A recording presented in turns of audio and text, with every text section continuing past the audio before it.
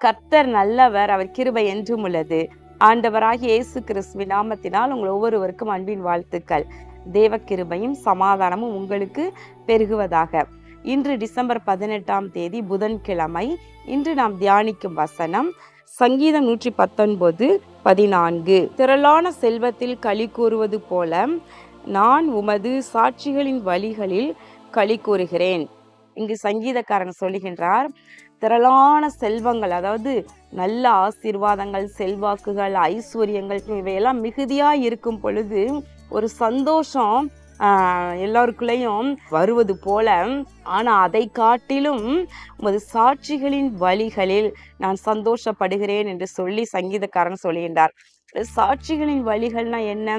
நம்ம சங்கீதக்காரனுடைய காலத்துல இயேசு மகாராஜா பூமிக்கு மானிடராக வரல.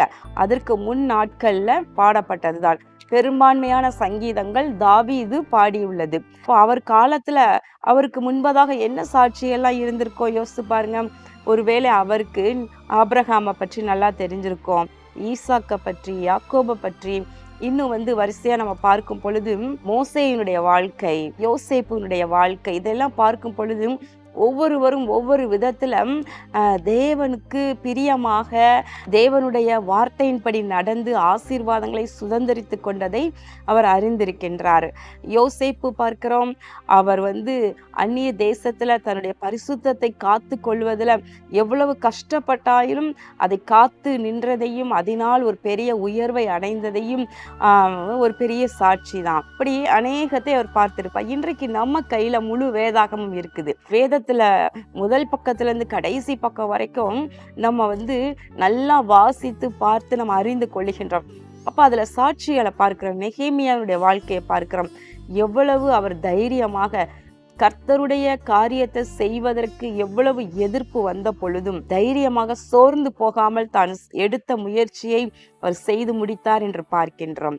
தானியேலை பார்க்கின்றோம். வைராக்கியமாக என்னதான் நடந்தாலும் பரவாயில்ல, நான் தேவனை ஆராதிப்பதிலும் வழக்கமாய் நான் ஜெபம் பண்ணுவதில் நான் விடவே மாட்டேன் என்று சொல்லி வைராக்கியமாய் நின்றதை நம்ம பார்க்கின்றோம். இப்படி ஒவ்வொரு சாட்சி. யாகேல் பார்க்கின்றோம். யாகேல் இஸ்ரவேலை கலங்க பண்ணி கொண்டிருந்த சத்துருவை தன்னுடைய கூடாரத்துக்கு வரப்பண்ணின பொழுது அந்த எதிரியை தைரியமாக தன் கைக்கு நேரிட பண்ணுகிறதை அவள் அதை அழித்து ஜெயிக்கிறாள் என்று பார்க்கின்றோம். அப்போ இதையெல்லாம் பார்க்கும் பொழுது நமக்குள்ள ஒரு சந்தோஷம். இப்படிப்பட்ட ஒவ்வொரு சாட்சிகளையும் பார்க்கும் பொழுது இன்றைக்கு நம்ம விசுவாசம் பெருகுகின்றது. நாமும் கர்த்தருக்காக வைராக்கியமாக நிற்கவும், பரிசுத்தத்தை காத்து கொள்ளவும், இன்னும் எப்படி நம்ம அப்போஸ்தலர் காலத்துல பார்க்கின்றோம், இரத்த சாட்சிகளாக கர்த்தருக்காக அவர் ஒவ்வொருவருமே மரித்தார் என்று பார்க்கின்றோம். அப்போ பாருங்களேன், நமக்கு நித்திய ஜீவன் உண்டு. இந்த உலகத்தின் வாழ்க்கைக்கு பின்பு ஒரு பெரிய நம்ம நித்தியமாய் வாழப் போகின்றோம். அப்போ ஒரே ஒரு வாழ்க்கை, இயேசுவுக்காக வாழ்வது, கிறிஸ்துவுக்காக நிற்பது என்பதில் நம்ம மனதிடனோடு இருக்க நம்ம பழகி கொள்ளுகின்றோம், நம்ம கற்றுக்கொள்ளுகின்றோம். அப்போ நாமும் கூட அந்த சங்கீதக்காரனை போல சொல்லலாம், திரளான செல்வத்திலே களி கூறுவது போல ஒரு சாட்சிகளின் வழிகளில் களி கூறுகிறேன் என்று சொல்லி கண்களை மூடி ஜெபம் பண்ணுவோமா?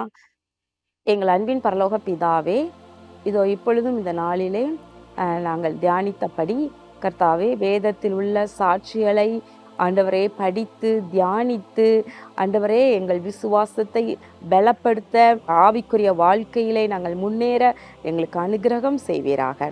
இயேசு கிறிஸ்துவின் நாமத்தில் நல்ல பிதாவே, ஆமேன். கர்த்தர் உங்களை ஆசீர்வதிப்பாராக. ஆமேன்.